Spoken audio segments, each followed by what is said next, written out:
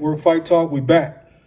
So I want to talk about the most fair commentators in boxing. And this list, I only got a couple of names on it. So as time goes on, we might expand it throughout our conversation. So this little discussion is more or less about having us to bring in folks who are not boxing fans. We're trying to get you interested in the sport and continue to help the sport grow. So in that, I want to come at this with an angle that I don't see much that's already out here. I don't really see a lot of people talking about commentators who are actually pretty fair and get it right. So I'm just going to spend a couple minutes on this. All right, so the first commentator is Al Bernstein. Al Bernstein goes back a few decades to my memory. I know that he's been around since the 80s, and I believe he was a heavyweight fighter himself. But in pretty much most of the commentary that I see from him from ringside, it's always fair, and I believe they got it right when they inducted him into the Hall of Fame. And so, among other things, you know, he will see it fair. He will call it fair, regardless of the two fighters that are in front of him, regardless of the fighters' backgrounds or, you know, whatever race or whatever they're from. He's still going to call it fair. He doesn't really let the politics of boxing get involved. So,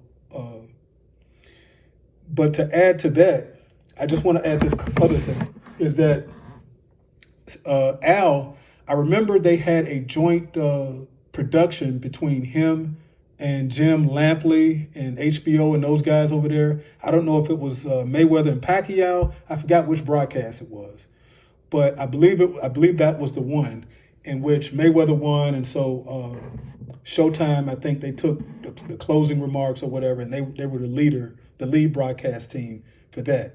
But he had some back and forth with Jim Lampley, who I believe is super biased. Actually, if you rewind a little bit, I think Jim Lampley, he was out in the 80s also, but he started off more or less kind of like Al Bernstein. And he really had potential to grow up and really be a great commentator one day. But something happened. His career and his commentary really started going left, and he was on some BS for the vast majority of his career. I think when he really started getting close to Larry Merchant on HBO is when his politics started getting involved, and his commentary really started turning into trash after a while. But again, Al Bernstein, I think, is one of the very best commentators that are still out there, especially from back in the old days. The other one is Steve Farhood. Steve Farhood, I remember some of his early interviews with Mike Tyson, early in Tyson's career. And Steve did some really good writing for some of the boxing magazines.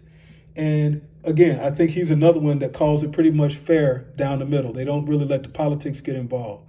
So this is about as much as you can expect from your establishment network type of commentators, those who support what they call quote unquote old media. Okay, so these couple of names are just to kind of start the conversation. As we go on, we may add other names to it. We may have another list where we talk about the worst commentators and the most biased commentators. I already got a couple of names, so we might be coming back with that.